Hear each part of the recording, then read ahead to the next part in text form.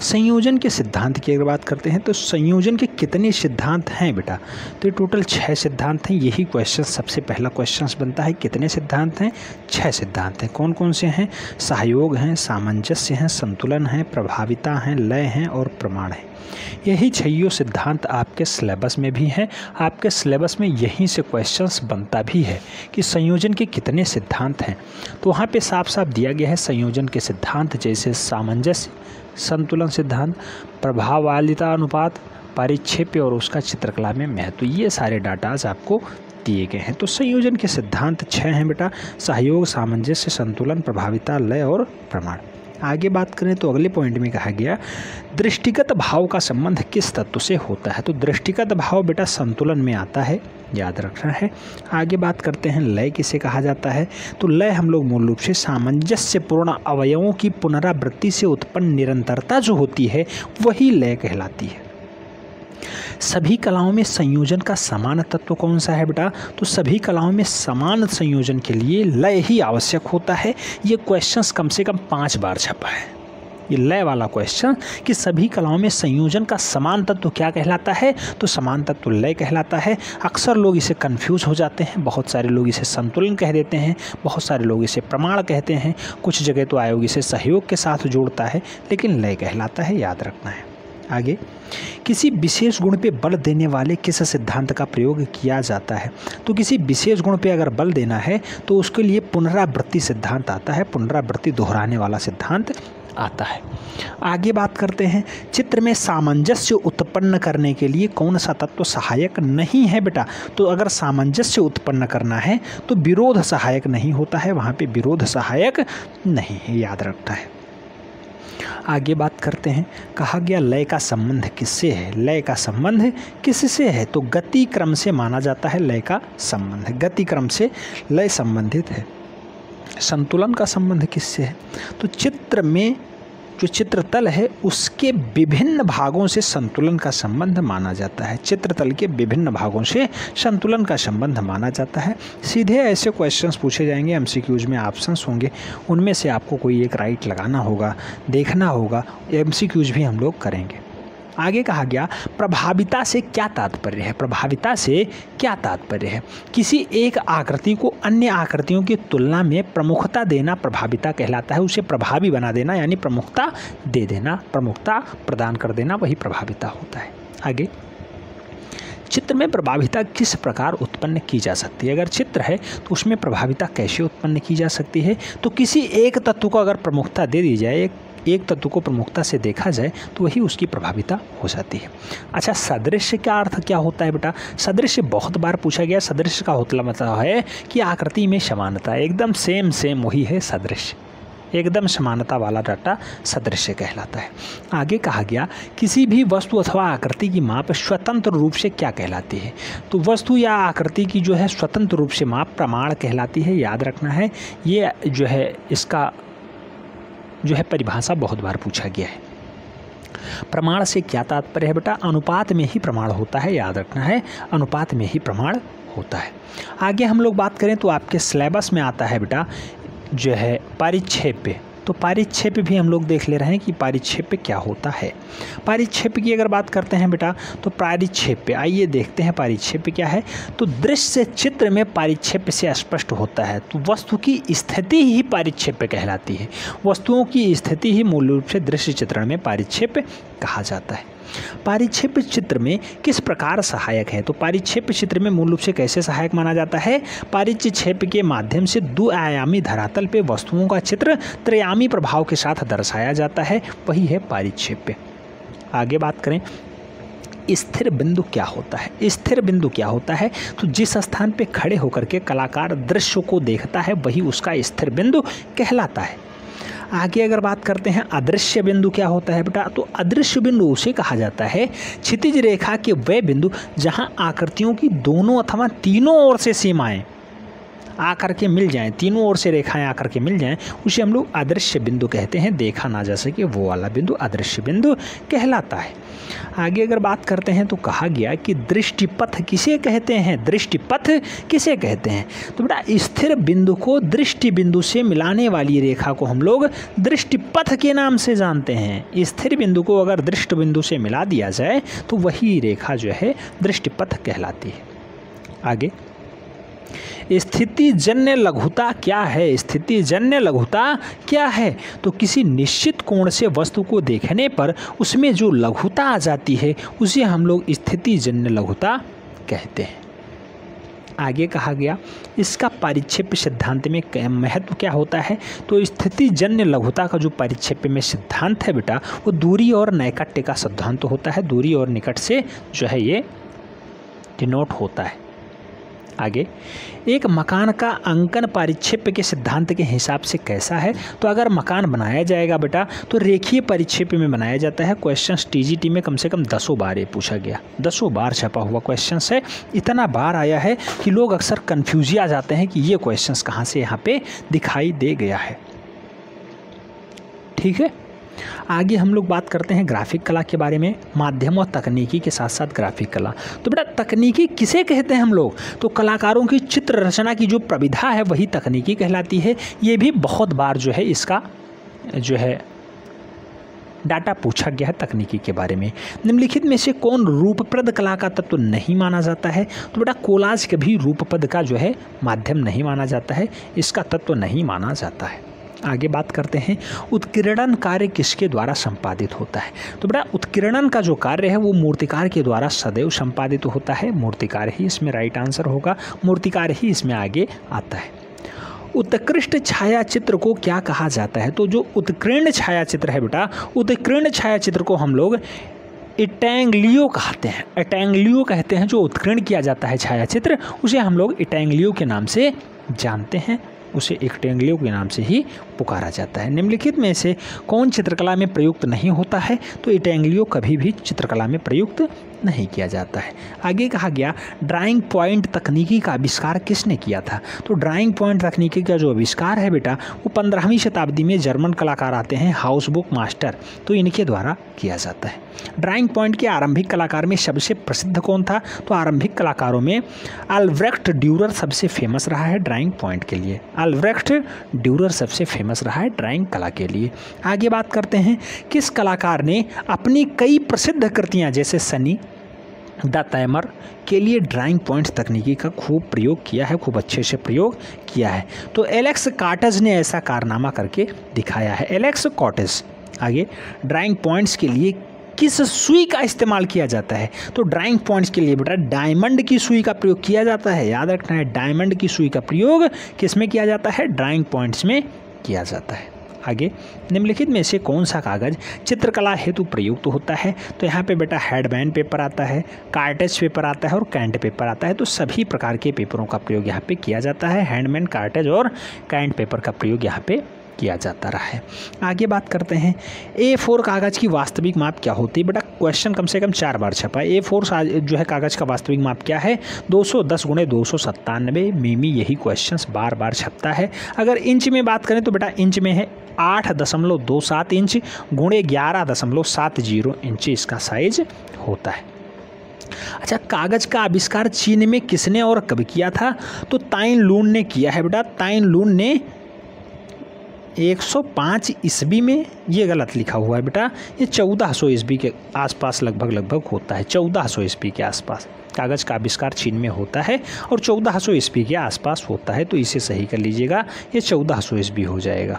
ठीक है, आगे बात करते हैं भारत में कागज़ बनाने का कारखाना सबसे पहले कहाँ और कब स्थापित होता है। तो सबसे पहले कोलकाता में लगता है बेटा। 1882 का वो सन होता है जब भारत में कागज़ का कारखाना लगाया जाता है। अगला पॉइंट कहा गया टेराकोटा आर्मी संग्रहालय कहाँ सुरक्षित है बेटा। तो टेराकोटा आर्मी संग्रहालय जो है ये चीन के सियान शहर में पाया जाता है। चीन के सियान शहर में ही स्थित है। आगे हम लोग बात करते हैं, क्वेश्चंस पूछा जाता है टेलीविज़न मीडियम पे प्रचार की कीमत का आधार क्या होता है। क्वेश्चंस बहुत बार छपा है कि टेलीविज़न माध्यम में जो है प्रचार किस पे किया जाता है। तो बेटा जितने समय का आप प्रचार करवाएंगे, 5 second, 10 second, 15 second, 2 minute, 5 minute, उसका पैसा लिया जाता है। तो समय के अनुसार जो है इसका कीमत निर्धारित होता है। प्रचार का कीमत जो है समय के अनुसार निर्धारित होता है टेलीविज़नों पर। आगे, जल रंग चित्रण में पोत का प्रभाव किस कागज़ पे अच्छा उभरता है। तो जो जल रंग है उसमें पोत का प्रभाव सबसे अच्छा जो उभरता है वो मोटा कागज़ पे उभरता है, याद रखना है। आगे बात करते हैं, जल रंग पेंटिंग को जल में कितनी बार डुबाना चाहिए। तो जल रंग पेंटिंग को आवश्यकता अनुसार डुबाना है, कोई फिक्स नहीं है कि 4 बार, 6 बार, 10 बार या 20 बार डुबाना ही डुबाना है, ठीक है। तो अपनी आवश्यकता अनुसार डुबाया जाता है। एचिंग का आविष्कार किसने और कब किया था बेटा। तो एचिंग का आविष्कार याद रखना है जर्मनी के हैं के डेगनेल हॉफर साहब खोजते हैं। ये 1470 से 1536 ईस्वी के मध्य मूल रूप से खोज देते हैं। कई जगह 1515 ईस्वी भी माना जाता है। तो डेगनेल हॉफर ने खोजा है एचिंग का आविष्कार और मूल रूप से जर्मनी के रहने वाले हैं। ये आपको नाम याद रखना होगा। आगे बात करते हैं, अगला पॉइंट कहा जाता है कापर व जस्ते की चादर का प्रयोग किस तकनीकी में होता है। तो कापर और जस्ते के लिए एचिंग में ही प्रयोग किया जाता है। एचिंग तकनीकी जर्मनी की है। डेनियल हाफर साहब इसे खोजते हैं 1515 ईस्वी में, याद रखना है। ग्राफिक विधि किससे संबंधित है बेटा। तो ग्राफिक विधि भी एचिंग से ही संबंध रखती है। आगे बात करते हैं, ऑफसेट प्रेस का आविष्कार किसने और कब किया था। क्वेश्चंस बहुत महत्वपूर्ण है बेटा, हल्के मत लीजिएगा, बहुत ही महत्वपूर्ण है, स्टार लगाइए। ऑफसेट प्रेस का जो आविष्कार है बेटा कब और किसके द्वारा होता है। तो रॉबर्ट बार्कले के द्वारा 1875 ईस्वी में इंग्लैंड में जो है ऑफसेट प्रेस को खोज लिया जाता है। किसके द्वारा। रॉबर्ट बार्कले के द्वारा खोजा जाता है। इंग्लैंड के हैं, 1875 में खोजा जाता है। आगे बात करते हैं, ऑफसेट प्रेस का विकास हुआ था। तो ऑफसेट प्रेस जो है किस रूप में विकसित होती है। तो इसके 2 संस्करण होते हैं, एक तो टिन मुद्रा पे और दूसरा है कागज मुद्रा पे। टिन मुद्रा पे जो होता है ये 1875 में होता है। इंग्लैंड के रॉबर्ट बार्कले के द्वारा खोजा जाता है टिन मुद्रा वाला। और कागज मुद्रा वाला जो है ये संयुक्त राज्य अमेरिका के एक आते हैं, वाशिंगटन रुबेला मूल रूप से कागज मुद्रण पे कार्य करते हैं। तो ऑफसेट प्रेस में कागज मुद्रण पे कार्य करने वाले यूएसए को हैं वाशिंगटन रुबेला, ये वो 1904 ईस्वी में खोज पाते हैं, याद रखना है। अगला पॉइंट जो आता है बहुत महत्वपूर्ण पॉइंट है, समैरिक चल टाइप का आविष्कार कहाँ और कब किसके द्वारा किया जाता है। तो बेटा समैरिक चल टाइप का जो आविष्कार है चीन में होता है। 1040 ईस्वी के बीच बीन सेंग के द्वारा इसे खोजा जाता है। बीन सेंग के द्वारा समैरिक चल टाइप को बनाया जाता है। तो समैरिक मोबाइल टाइप जो है या चल टाइप मूल रूप से बीन सेंग के द्वारा बनाया जाता है। आगे, जोहान्स गुटेनबर्ग ने यूरोप में धातु चल टाइप का आविष्कार कब किया। तो जोहान्स गुटेनबर्ग ने यूरोप में जो है 1450 ईस्वी में धातु चल टाइप को खोजने का काम किया है। आगे हम लोग कहते हैं, बात किया गया कि कागज़ की कतरनों पे बनाए जाने वाले चित्र को क्या कहते हैं। क्वेश्चंस कम से कम 5 बार छपा है। कागज़ की कतरनों से बनाया गया चित्रण जो है कोलाज कहलाता है। इसे चिप जो है आपस में चिपका के बनाया जाता है, तो इसे कोलाज कहते हैं बेटा। अगला पॉइंट कहा गया है, रंगीन किरणों के रंगों के आधार पे किस शैली में चित्र बनाए गए हैं। तो रंगीन किरणों में रंगों के आधार पे प्रभाववादी शैली के चित्र बनाए गए हैं, प्रभाववादी शैली। आगे हम लोग बात करते हैं ग्लेजिंग में किस माध्यम का प्रयोग होता है। ग्लेजिंग में वार्निश माध्यम का प्रयोग किया गया है बेटा, वार्निश माध्यम, याद रखना है, वार्निश माध्यम। आगे बात करते हैं, चित्रतल पे घन के रेखांकन को तकनीकी भाषा में क्या कहा जाता है। तो चित्रतल पे घन के रेखांकन को हम लोग चित्रतलीय कहते हैं, याद रखना है, चित्रतलीय। आगे बात करें तो घूमने पे श्वेत रंग उत्पन्न करने वाला वर्णचक्र का आविष्कारक कौन है बेटा। तो घूमने पे श्वेत रंग उत्पन्न करने वाला का जो आविष्कारक है उसे हम लोग न्यूटन के नाम से जानते हैं।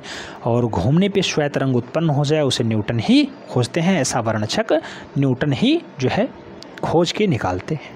आगे, खुरच कर रेखांकन करने वाला उपकरण क्या कहलाता है। स्क्रैबलर कहलाता है बेटा, स्क्रैबलर मूल रूप से कहलाता है। जो खुरच करके रेखांकन किया जाता है उसके लिए स्क्रैबलर प्रयोग किया जाता है। रंग खुरच करके रेखांकन करने की पद्धति को हम लोग क्या कहते हैं बेटा। तो एंटीक्रीन पद्धति उसे कहा जाता है, एंटीक्रीन पद्धति। आगे, इनमें से किसमें पारदर्शी माध्यम होता है। तो जल रंग ही आर पार दिखाता है बेटा। क्वेश्चंस कम से कम 2 से 3 बार छप चुका है, पारदर्शी माध्यम कौन सा है। तो जल रंग ही पारदर्शी माध्यम माना जाता है। आगे, मोम द्वारा भित्ति चित्रण विधि को क्या कहते हैं बेटा। तो मोम के द्वारा जो भित्ति चित्रण किया जाता है उसे हम लोग एनकास्टिक विधि कहते हैं बेटा। एनकास्टिक विधि आपको याद रखना होगा, नाम बहुत महत्वपूर्ण है, आपकी परीक्षा के लिए भी बहुत महत्वपूर्ण डाटा है। आगे बात करते हैं, एल्यूमिनियम प्लेट पे एचिंग की जाती है। तो एल्यूमिनियम प्लेट पे जो एचिंग होती है बेटा वो कास्टिक सोडा से की जाती है, कास्टिक सोडा से। अच्छा, प्रकाश तथा अंधेरे का प्रभाव दिखाने के लिए किस तकनीकी शब्द का प्रयोग किया जाता है? और प्रकाश और अंधेरा अगर दिखाना है तो उसे हम लोग चेरा स्क्यूरो को प्रयोग करते हैं। चेरा स्क्यूरो शब्द है, उसका प्रयोग किया जाता है। आगे बात करते हैं, किस विधा में विविध प्रकार के सामग्री का निर्बाध प्रयोग किया जाता है बेटा? तो विविध प्रकार की सामग्री मूल रूप से कोलाज में ही की जाती है। छोटे छोटे कागजों के टुकड़े से चिपका के मूल रूप से कोलाज का चित्रण किया जाता है, यही है कोलाज पद्धति। आजकल सबसे अधिक प्रचलित माध्यम कौन सा माना जाता है बेटा? तो एक्रेलिक पद्धति सबसे अच्छी मानी जाती है और सबसे ज़्यादा प्रयोग भी होती है। आगे, चित्रकला में कलम शब्द का प्रयोग किस अर्थ में होता है? तो बेटा कलम शब्द का जो प्रयोग है वो शैली के रूप में ही होता है कि इस शैली या ये कलम इस शैली के रूप में जाना जाता है। कौन सी विशेषता जो है कठपुतली, रंगीन कांच और बाटिक सब में मिलती है? तो बेटा चाहे कठपुतली हो, चाहे रंगीन कांच हो, चाहे बाटिक कला हो, मूल रूप से सब जगह रंग दिखाई देता है, तो रंगों के लिए फेमस है। भित्तीय चित्रण में किस प्रकार के रंग को है माना जाता है? तो भित्तीय चित्रण के लिए बेटा खनिज रंगों का प्रयोग खूब अच्छे से हुआ है। चाहे जिस शैली में आप देखेंगे भित्तीय चित्रण के लिए खनिज रंग खूब प्रयोग हुए हैं। आगे, रंग के छोटे छोटे बिंदु पास रखने को क्या कहा जाता है? तो स्टपलिंग उसी को कहा जाता है। रंग के छोटे छोटे बिंदुओं को आप पास रखें उसे स्टपलिंग कहा जाता है, याद रखना है, आपस में चिपकाना कहा जाता है उसे। नेक्स्ट, चित्रतल पे अमिश्रित रंग के छोटे छोटे बिंदु रख करके आकृति बनाने को क्या कहा जाता है? तो बेटा चित्रतल पे अगर अमिश्रित रंग हैं जो है आपस में मिले हुए नहीं हैं, उनके छोटे छोटे बिंदु रख करके जो काम किया जाता है उसे हम लोग बिंदुवाद के नाम से पुकारते हैं, बिंदुवाद के नाम से जानते हैं। आगे, सीधा तथा परस्पर काटी हुई परस्पर रेखाएं खींचने को क्या कहते हैं बेटा? तो सीधी और परस्पर काटती हुई रेखाओं को अगर हम लोग खींचा जाए और पास पास रेखाएं खींची जाएं तो उसे हम लोग हैचिंग के नाम से जानते हैं, हैचिंग। आगे, किताब के पिछले सिर को कहा जाता है, 4 एज कहा जाता है। किताब का कोई भी पिछला सिरा है बेटा उसे हम लोग 4 एज के नाम से जानते हैं, 4 एज, ठीक है। विज्ञापन के पितामह किसे कहा जाता है? तो डेविड ओगिलवी को कहा जाता है। क्वेश्चंस बेटा ये छप चुका है, विज्ञापन का पितामह किसे कहा जाता है? तो डेविड ओगिलवी को कहा जाता है। ये एक ही वीडियो आपको लगभग 10 क्वेश्चनों से सामना करवाएगा बेटा। एक ही वीडियो से 10 नंबर आएंगे, हल्के मत लीजिएगा, नोट डाउन कर लीजिएगा, सभी पॉइंट इंपॉर्टेंट हैं। जिस पे हम विशेष फोकस करते हैं वो तो बहुत ही महत्वपूर्ण है। आप प्रीवियस ईयर सॉल्व करेंगे तो दिखाई देगा कि इसका महत्व क्या है। आगे हम लोग बात करते हैं तो कहा गया कि कन्फेसेशंस ऑफ द एडवर्टाइजिंग मैन पुस्तक के लेखक कौन है? तो डेविड ओगिलवी को ही लिखा है ये पुस्तक, जिसे विज्ञापन के पितामह हम लोग कहते हैं। उन्होंने ही कन्फेक्शंस ऑफ ए एडवर्टाइजमेंट मैन को लिखने का काम किया। ये पुस्तक 1963 ईस्वी में प्रकाशित हो पाती है। एक एक करके फिल्मांकन करके वस्तुओं को जीवंत बनाता है क्या बेटा? तो एनिमेशन के द्वारा ऐसा कारनामा किया जाता है, एनिमेशन उसे कहते हैं। निम्नलिखित में से कौन सा जल रंग आर्द्र माध्यम नहीं है? तो कौन सा जल रंग आर्द्र माध्यम नहीं होता है बेटा? तो पेस्टल रंग में आर्द्र नहीं होता है, याद रखना है। विज्ञापन में शब्द कैंपेन आया है, कैंपेन कहाँ से आया है बेटा? तो कैंपेन मिलिट्री से आया है, याद रखना है, मिलिट्री यानी आर्मी से आता है। निम्नलिखित में से कौन सी कला दृश्य कला के अंतर्गत आती है? तो दृश्य कला के अंतर्गत चित्रकला आती है बेटा, याद रखना है, देखने वाली कला चित्रकला है। आगे, सामान्य पेंसिल में कौन सी सामग्री प्रयुक्त होती है? तो बेटा ग्रेफाइट प्रयोग किया जाता है। नॉर्मली जो आजकल की पेंसिल होती हैं उसमें ग्रेफाइट का प्रयोग खूब अच्छे से किया जाता है। आगे, निम्न में से सबसे सॉफ्ट लेड, सबसे मुलायम नोक वाली पेंसिल कौन सी होती है बेटा? तो 9B पेंसिल जो है वो सबसे मुलायम यानी सॉफ्ट लेड वाली या सॉफ्ट लेड वाली पेंसिल मानी जाती है। आधुनिक लेड पेंसिल का आविष्कारक कौन माना जाता है? तो एन.जे. कॉन्टे ने आधुनिक लेड पेंसिल को जो है एस्टेब्लिश किया था, जो है आविष्कार किया था, उसको बनाया था। आगे बात करते हैं, कहा गया ईगल पेंसिल कंपनी की स्थापना किसने और कब कहाँ पे की थी? तो बेटा ईगल पेंसिल कंपनी को किसने बनाया था? तो बेरेबियन आप्रवासी डेनियल बेरोजाइल्मर ने मूल रूप से 1856 ईस्वी में न्यूयॉर्क शहर में एस्टेब्लिश क्या था, इतना बड़ा नाम है कि पढ़ने में भी दिक्कत हो रही है। तो बेरोबियन अप्रवासी डेनियल बेरोजाइमल ने मूल रूप से 1856 ईस्वी में न्यूयॉर्क शहर में पहली कंपनी एस्टेब्लिश की थी ईगल पेंसिल के लिए। कौन सा वैज्ञानिक ईगल पेंसिल का प्रयोग विशेष रूप से करता था, तो थॉमस एडिसन ईगल पेंसिल का प्रयोग खूब अच्छे से काम किया करते थे। थॉमस एडिसन इसका प्रयोग ज़्यादा किए हैं ईगल पेंसिल का। आगे बात करते हैं, कहा गया विसेंट वान गॉग। विसेंट वान गॉग ने अपने चित्रों के लिए मुख्य रूप से किस पेंसिल का उपयोग किया है, तो विसेंट वान गॉग ने अपने चित्रों के लिए फेबर पेंसिल का प्रयोग बहुत अच्छे से किया है। फेबर पेंसिल नाम आपको याद रखना होगा। फेबर पेंसिल कंपनी की स्थापना किसने कब और कहाँ पे की थी, तो कास्पर फेबर ने किया है बेटा 1761 ईस्वी में होता है। स्टीन शहर है जर्मनी में, वहीं पे मूल रूप से कास्पर फेबर ने फेबर पेंसिल को इस्टेब्लिश किया। ग्रेफाइट की खोज कहाँ होती है बेटा, बेबेरिया कहाँ शहर है, जर्मनी में। जर्मनी में ही ग्रेफाइट खोजा जाता है, याद रखना है। निम्नलिखित में से पेंसिल कितने एंगल पे दिखाई देता है, बेटा पेंसिल 15 एंगल पे दिखाना स्टार्ट कर देता है। 15 एंगल पे 15 डिग्री पे साफ दिखाई देता है। सबसे अधिक पेंसिल के निर्माण के लिए किस लकड़ी का प्रयोग किया जाता है, तो पेंसिल में आप जानते होंगे बीच में ग्रेफाइट होता है, चारों कॉर्नर पे लकड़ी होती है। तो लकड़ी कौन सी है, तो सीडार पेड़ की लकड़ी ज़्यादा प्रयोग की जाती है। सामान्यतः जो पेंसिल होती है उसकी कटिंग कितने पे होती है, तो 19 सेंटीमीटर या फिर 7.5 इंच या फिर 19 सेंटीमीटर लंबी जो है पेंसिल होती है, याद रखना है। सामान्यतः पेंसिल कैसा होती है बेटा, तो ज़्यादातर हेक्सागोनल होती हैं, नहीं तो गोल होती हैं। आप देखते होंगे कई जगह जो है हेक्सागोनल टाइप का दिखाई देता है, कई जगह गोल दिखाई देता है, तो इस टाइप की पेंसिलें पाई जाती हैं। सर्वाधिक मानक पेंसिल कौन सी है, तो HB पेंसिल सबसे अच्छी मानी जाती है, सबसे मानक पेंसिल मानी जाती है। आगे बढ़ई पेंसिल होता है, तो बेटा बढ़ई पेंसिल कौन सा होता है, अंडाकार या आयताकार होता है बढ़ई की पेंसिल।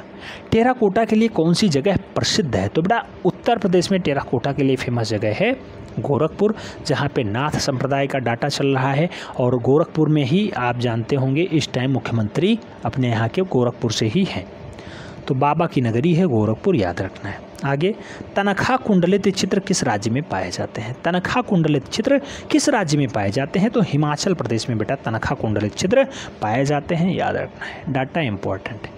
अच्छा, लोग नोट्स के लिए इतना ज़्यादा मेहनत कर रहे हैं, इतना ज़्यादा, आज कम से कम 2000 प्लस फ़ोन कॉल्स आए होंगे, किसी का भी नहीं रिसीव हुआ। 600-700 मैसेज, अभी भी 300 कुछ मैसेज पड़ा हुआ है जब मैं क्लास रिकॉर्ड कर रहा हूँ। 84 एडमिशन हमने कर रखा है, 84 प्लस लोगों का डाटा पूरा सेव कर रखा है हमने, जो है उन्हें नोट्स प्रोवाइड कराने के लिए। लगभग इससे ज़्यादा पेमेंट आ चुके हैं, बहुत सारे लोगों का पेमेंट पेंडिंग हो रहा है, फिर भी लोग जो है लगातार जुड़े हुए हैं, लगातार कर रहे हैं। मैंने बार बार बोला कि थोड़ा सा वेट कर लीजिए बेटा, पेमेंट करिएगा, थोड़ा सा वेट करिएगा, आपको निश्चित रूप से सारी जानकारी दी जाएगी। 2 से 3 दिनों में आपके पास डाटा पहुंचेगा। एक साइड से पूरा नोट डाउन करना होता है, डायरी मेंटेन होती है, उसके बाद चिपक चिपकाना, उस पर आपका नाम पूरा पता लिखना, उसके बाद पार्सल वालों को देना, बहुत काम होता है। लेकिन लोग नहीं, फ़ोन पे उन्हें जुड़ना है तो जुड़ना है, फ़ोन पे बात करनी है तो करनी है। बेटा मैं हाथ जोड़ के क्षमा चाहता हूँ, थोड़ा सा वेट कर लीजिए, निश्चित रूप से सभी के पास नोट्स पहुँचेगा, ठीक है, सभी के पास नोट्स पहुँचेगा। नोट्स की खासियत ये है कि केवल और केवल TGT 8 को ये विशेष ध्यान करके बनाया गया है। ट्रेंड ग्रेजुएट टीचर 148 फतेह करने के लिए इसे लॉन्च किया गया है, इसीलिए लॉन्च किया गया है सबसे नाम मात्र के फीस में। आगे कहा गया वीरभूमि प्रसिद्ध है, किस लिए बेटा वीरभूमि प्रसिद्ध है, टेराकोटा मंदिरों के लिए वीरभूमि ज़्यादा फेमस है। चिकनकारी संबंधित है कहाँ के लिए, तो वस्त्रकला के लिए चिकनकारी फेमस है। चिकनकारी के लिए प्रसिद्ध शहर कौन सा है, तो बेटा अपनी नवाबों की नगरी लखनऊ ही चिकनकारी के लिए फेमस होता है, आप जानते हैं। यहाँ के लिए GI टैग भी इसे प्राप्त है। उत्तर प्रदेश में किस स्थान के लिए ब्लैक पॉटरी, बेटा बहुत बार ये पूछा गया है, ब्लैक पॉटरी कहाँ का फेमस है, निजामाबाद बिल पड़ता है, आजमगढ़ वाला नहीं हुआ, यहाँ से सांसद बने हैं उपचुनाव में, आप जानते होंगे।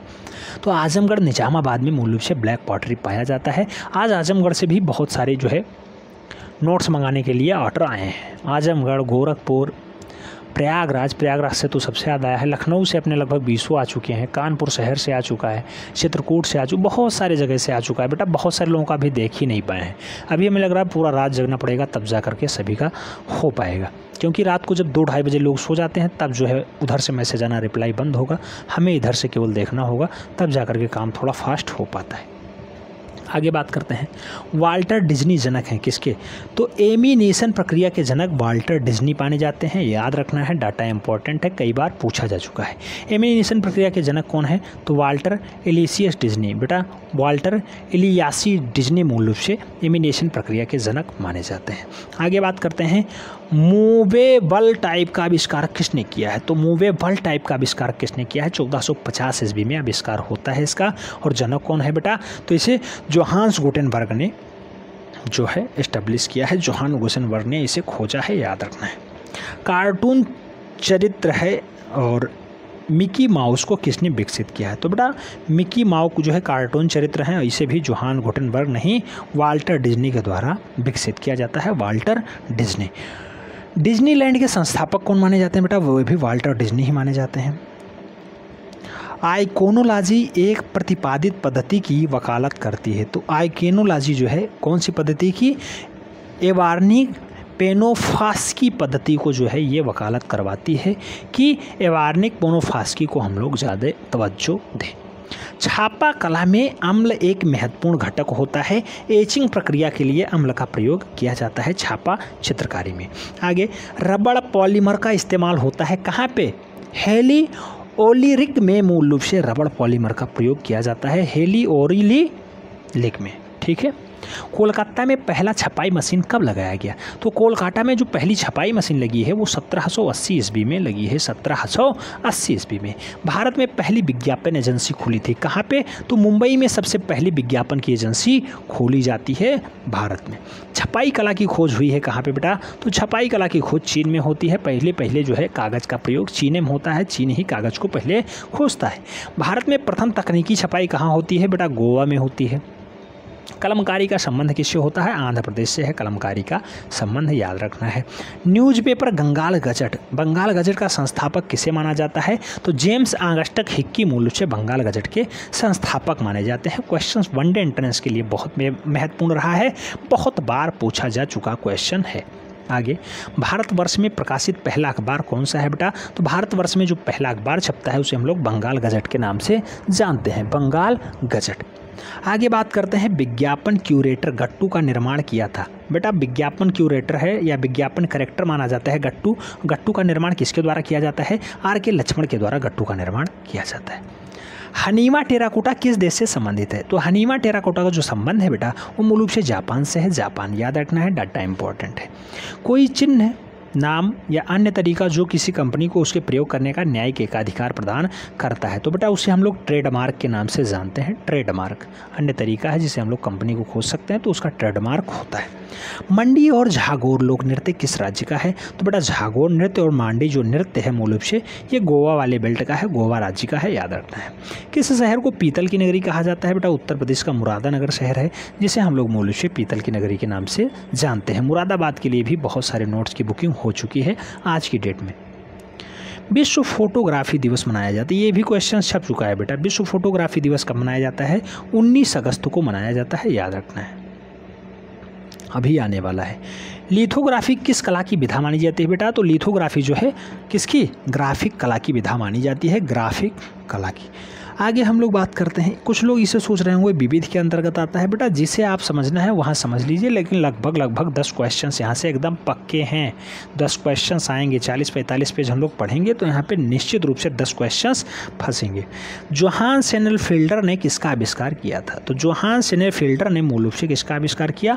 लिथोग्राफी मशीन का आविष्कार किया 1796 ईस्वी में। जर्मन एलांस सेनेफील्डर लिथोग्राफी के अलावा और किस रूप में प्रसिद्ध हैं? तो बेटा ये अभिनेता भी हैं और नाटककार के रूप में भी जाने जाते हैं। कौन? सेनेफील्डर साहब एक नाटककार के रूप में भी फेमस हैं और अभिनेता के रूप में भी एक काम कर चुके हैं। एरेना संबंधित है, एरेना का संबंध किससे बेटा? एमिनेशन से है, याद रखना है। एमिनेशन को सजीव बनाने के लिए कितने चित्र प्रति सेकंड रिकॉर्ड किया जाता है? तो बेटा 24 प्रति सेकंड। ये 24 कई बार पूछा गया है, याद रखना है। एनिमेशन को सजीव बनाने के लिए कितने चित्र, तो 24 चित्र प्रति सेकंड निकलना चाहिए, तभी एनिमेशन आपका सजीव रहेगा।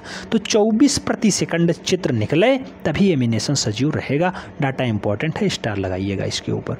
बाल्टिक क्लॉथ का उपयोग किस प्रिंटिंग प्रक्रिया में किया जाता है, तो बाल्टिक क्लॉथ का जो उपयोग है बेटा वो सिल्क स्क्रीन छपाई में किया जाता है। सिल्क स्क्रीन छपाई के लिए बाल्टिक क्लॉथ का उपयोग किया जाता है। सेरीग्राफी किसका तकनीकी माना जाता है, तो सिल्क स्क्रीन प्रिंटिंग का जो है उपयोग माना जाता है। सेरीग्राफ में किसका, तो सिल्क स्क्रीन प्रिंटिंग का प्रयोग किया जाता है। वुडकट तकनीकी कौन सी कला के अंतर्गत आती है, तो बेटा वुडकट तकनीकी, डाटा छाप लीजिएगा, वुडकट तकनीकी छापा चित्रकला के अंतर्गत आती है। क्वेश्चंस आ चुका है, आने की प्रबल संभावना भी रखता है, इसलिए नोट डाउन कर लीजिएगा।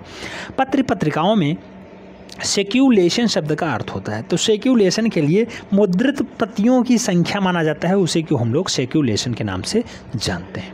आगे, एग्रेविंग एवं एचिंग भाषा किसकी है, तो बेटा एग्रेविंग और एचिंग जो भाग है वो किसका माना जाता है, तो एग्रेविंग और एचिंग जो भाग माना जाता है वो इंटो गैलियो का माना जाता है। इंटो गैलियो। अच्छा, जापानी कला इकेबाना, ये क्वेश्चन छप चुका है बेटा। इकेबाना क्या होता है, तो पुष्प संयोजन को हम लोग इकेबाना के नाम से जानते हैं। इकेबाना क्या होता है, पुष्प का संयोजन होता है। डाटा इंपॉर्टेंट है, याद रखना है, जापानी कला है इकेबाना। आ चुका क्वेश्चन है, टीजीटी आर्ट में छप चुका क्वेश्चन है। आगे, थक्का से क्या तात्पर्य है या थंका से क्या तात्पर्य है, तो तिब्बत में कपड़े पर बनने वाला बौद्ध धर्म का चित्र जो है वही थंका कहलाता है बेटा। याद रखना है, तिब्बत वाले बेल्ट में बौद्ध धर्म पे कपड़ों पर बनाया गया चित्रण थंका कहलाता है। डाटा इंपॉर्टेंट है। निम्नलिखित में से मोम का प्रयोग करके किस विधि में चित्रण किया जाता है, तो मोम में प्रयोग करके बाटिक कला में प्रयोग किया जाता है। याद रखना है, बाटिक पेंटिंग की जाती है तो ये कपड़ों पे की जाती है। और बंधक प्रयोग किया जाता है, तो बंधक का प्रयोग कहाँ किया जाता है बेटा, बाटिक चित्रण में ही बंधक का प्रयोग किया जाता है। पेस्टल रंग के लिए उपयुक्त कागज क्या है बेटा, तो भूरा और खुरदरा कागज पेस्टल रंग के लिए सबसे उपयुक्त कागज माना जाता है। आगे, तैल चित्रण का उपयोग माध्यम कौन सा तेल है, तो बेटा अलसी का तेल माना जाता है तैल चित्रण के लिए। डाटा इंपॉर्टेंट है, याद रखना है। तारपीन का तेल ऑयल पेंटिंग में प्रयोग किया जाता है, तो रंगों को पतला करने के लिए तारपीन का तेल मिलाया जाता है। आगे, खनिज रंग में बाइंडर मिलाया जाता है, तो प्राकृतिक ग्लू से मूल रूप से बाइंडर मिल जाता है। आगे बात करते हैं, कहा गया टेम्परा तकनीकी में किस माध्यम का प्रयोग होता है, तो टेम्परा तकनीकी में बेटा एक्रेलिक माध्यम का प्रयोग ज़्यादा किया जाता है। एक्रेलिक माध्यम। कपड़े पे चित्रित चित्रकला का मुख्य स्थल क्या होता है बेटा, तो कपड़े पे चित्रण उदयपुर में ज़्यादा होता है। उदयपुर राजस्थान वाला बेल्ट होता है, याद रखना है, डाटा इंपॉर्टेंट है। आगे हम लोग बात करते हैं, आगे कहा गया प्रसिद्ध टीवी प्रोग्राम आर्ट अटैक आता है, तो आर्ट अटैक किस पे आता है बेटा, डिज्नी पर आता है। ये भी क्वेश्चन आ चुका है और आने की प्रबल संभावनाएं रखता है। आर्ट अटैक कहाँ आता है, डिज्नी पे आता है, याद रखना है। आगे, तारपीन का तेल कहाँ से प्राप्त होता है, तो चीड़ के पेड़ से तारपीन का तेल निकाला जाता है और निकले हुए लीसा से ही मूल रूप से इसे प्राप्त किया जाता है। अच्छा, जेनर पेंटिंग क्या होता है, जेनर पेंटिंग क्या है बेटा, तो जनसाधारण के जीवन से संबंधित जो चित्र हैं उसे हम लोग जेनर पेंटिंग के नाम से जानते हैं। प्लास्टर ऑफ पेरिस किससे बनता है बेटा, जिप्सम का रूप प्लास्टर ऑफ पेरिस कहलाता है, याद रखना है। कापर अथवा जिंक प्लेट एचिंग में प्रयोग किया जाता है, तो कापर और जिंक की प्लेट जो है मूल रूप से कहाँ, तो फेरिक क्लोराइड में प्रयोग की जाती है, फेरिक क्लोराइड में। अस्फाल्टम नामक सामग्री को क्या कहा जाता है, तो बिटुमेन कहा जाता है। अस्फाल्टम नामक सामग्री को बिटुमेन के नाम से जानते हैं। आगे, ईजल पेंटिंग किसे कहते हैं, तो ईजल पेंटिंग किसे कहा जाता है बेटा, जिस पेंटिंग को एक स्थान से दूसरे स्थान पे ले जा सकें वही है अपना ईजल पेंटिंग, याद रखना है। बुक इलस्ट्रेशन क्या होता है बेटा, तो पुस्तक, कथा, घटना या काव्य के आधार पे जो चित्र बनाया जाता है उसे हम लोग बुक इलस्ट्रेशन के नाम से जानते हैं। अच्छा, खसड़ा क्या होता है बेटा, खसड़ा बेटा स्केच होता है, स्केच। खसड़ा को हम लोग स्केच के नाम से जानते हैं, याद रखना है। व्यापारिक कला क्या है, व्यापारिक कला क्या है, तो बुक कवर, पोस्टर, विज्ञापन, ये सब काम जो है व्यापारिक कला के अंतर्गत आते हैं। आप जानते होंगे जो है कौन आता था, मकबूल फिदा हुसैन, ये सब पोस्टर वोस्टर बनाने का काम करते थे, व्यापारिक कला के अंतर्गत ये काम करते थे अपना जीवन यापन चलाने के लिए। एनकास्टिंग क्या है बेटा, तो तेल रंगों में मोम को मिला करके हल्का गर्म करके कैनवास पे लगाया जाता है, उसे हम लोग एनकास्टिंग के नाम से जानते हैं। सेग्रोफिट क्या होता है बेटा? निचले वाली रंग की परत को खुरचना मूल रूप से सेग्रोफिट कहलाता है। अच्छा, सेग्रोफिट में कार्य करने वाले पुनर्जागरण कालीन कलाकार कौन कौन से थे बेटा? तो राइफेल थे, पेलिडोरियो दा कलाबेजियो। तो मूल रूप से ये लोग सेग्रोफिटो में वो जो है काम किया करते थे। इंटेगैलियो किसे कहा जाता है बेटा? तो इंटोगैलियो मूल रूप से एचिंग की प्राथमिक अंकन को हम लोग इंटोगैलियो कहते हैं। ये भी क्वेश्चन छप चुका है, याद रखना है, डाटा इम्पोर्टेंट है। आगे हम लोग बात करते हैं भौतिक चित्रण में क्रैक्स ज़्यादा लेने के लिए कौन से मोम का प्रयोग किया जाता है? तो बेटा अगर क्रैक्स ज़्यादा लेना है तो पैराफिन मोम का प्रयोग किया जाएगा। टाई एंड डाई जापान में क्या होता है बेटा? तो शिबोरी के नाम से जाना जाता है। टाई एंड डाई को जापान में हम लोग शिबोरी के नाम से जानते हैं। पटचित्रण कहाँ की कला है बेटा? उड़ीसा की है। ये भी क्वेश्चन छप चुका है। पटचित्रण कहाँ की है? उड़ीसा की है। नाम याद रखना है, आ चुका क्वेश्चन है, डाटा इंपॉर्टेंट है। लाफिर के अनुसार भारत में चित्रकला का जन्म कहाँ पे हुआ है बेटा? तो लाफिर के अनुसार भारत में जो चित्रकला पनपी हो दरबारों में चंपी है। ये भी क्वेश्चन आ चुका है। दरबारों की चित्रकला ही ज़्यादा फेमस है लाफिर के अनुसार। लास्ट वैक्स कास्टिंग प्रक्रिया का प्रयोग किया जाता है। तो बेटा धातु मूर्ति शिल्प में जिसमें कांसा, पीतल, सोना, चांदी आदि में किया जाता है उसे हम लोग लास्ट वैक्सिन कास्टिंग के नाम से जानते हैं। आगे बात करते हैं, कहा गया लास्ट वैक्सिन कास्टिंग का सबसे प्राचीन उदाहरण प्राप्त होता है कहाँ से? तो दक्षिणी इजराइल के नहल मिस्मार गुफा से मूल रूप से सबसे पुराना डाटा मिलने का प्रमाण पाया जाता है। आगे हम लोग बात करें तो कहा गया आधुनिक कांसा मूर्ति निर्माण के लिए प्रयोग किया जाता है। तो कांसा मूर्ति बनाना है तो 90% तांबा होना चाहिए, 10% टिन होना चाहिए, काम आपका हो जाएगा। 90 और 10 के बीच में डाटा होना चाहिए। अच्छा, चारकोल क्या होता है? बहुत बार वनडे इंटरेस्ट में पूछा गया। तो बेटा ये कोयले का रूप है चारकोल, याद रखना है। फुलकारी लोक कला कहाँ की है? तो हरियाणा और पंजाब में फुलकारी लोक कला प्रचलित है। नाम याद रखना है, पूछा गया क्वेश्चन है, हल्के मत लीजिएगा बेटा, नाम नोट डाउन कर लीजिएगा। आगे किसके द्वारा स्क्रीन पेंटिंग की छपाई की जाती है? तो रेशम के कपड़े द्वारा स्क्रीन पेंटिंग की छपाई की जाती है, याद रखना है। डागरेटाइप पद्धति खोजकर्ता लुइस जैक्स मैंडन डॉगरे, ये 1839 ईस्वी में डागरे पद्धति को खोजते हैं। किससे जुड़ी है बेटा? तो ये फोटोग्राफी से जुड़ी हुई है, याद रखना है। डागरेटाइप पद्धति किससे जुड़ी है? फोटोग्राफी से जुड़ी हुई है। क्वेश्चन पूछा जा सकता है। आगे ग्लास एचिंग के लिए किस एसिड का प्रयोग किया जाता है? अगर ग्लास एचिंग आपको प्रयोग करना है बेटा तो हेक्साफ्लोरोसिस्को एसिड यानी H2SiF6 का प्रयोग किया जाएगा। हेक्साफ्लोरोसिसिक एसिड का प्रयोग होगा किसमें? ग्लास एचिंग में। आगे वुडकट तकनीकी कौन सी विधि के अंतर्गत आती है? रिलीफ पेंटिंग के अंतर्गत वुडकट तकनीकी आती है, याद रखना है, डाटा इंपॉर्टेंट है। भारत में वुडकट तकनीकी का विकास कब और किस चित्रकारों के समय में हुआ है? तो कंपनी शैली में वुडकट तकनीकी आगे आती है, इसे हम लोग पटना शैली के नाम से भी जानते हैं।